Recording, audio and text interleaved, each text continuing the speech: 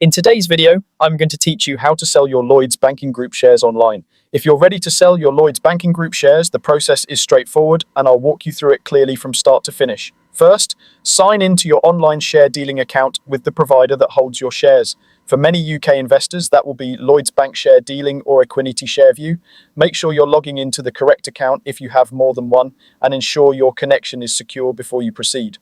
Once you're in, head to the section that lists your investments. This is often called holdings or portfolio. Find your Lloyds Banking Group position, which is usually displayed with the ticker LLOI. You should see details like the number of shares you own and the current market price. Select this holding to begin the sale. Choose the sell option. You'll be asked how many shares you want to sell. You can sell all of them or just a portion, depending on your goals. Double check the figure you enter so you don't accidentally sell more or fewer shares than intended. Next, select your order type. A market order sells your shares at the best available current price. This is typically the fastest way to execute, especially during London Stock Exchange trading hours, but the final price can vary slightly due to normal market movement. A limit order gives you more control by setting a minimum price you're willing to accept.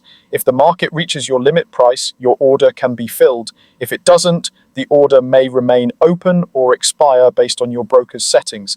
This is useful if you have a target price in mind, but keep in mind it may not execute immediately or at all if the market doesn't cooperate. Before you confirm, carefully review the summary screen. Check the number of shares, your chosen order type, any time in force settings for limit orders, the estimated proceeds, and any dealing charges. If everything looks right, go ahead and confirm the sale. After submission, your trade will typically settle in 2 business days. That's when the proceeds are fully completed on the back end. Your account may show pending or unsettled cash until settlement is finished, and then your available balance will update accordingly. You can usually track the order's status in your recent activity or transaction history. And that's it. You've placed your sale, and your Lloyds Banking Group shares are on their way to being sold.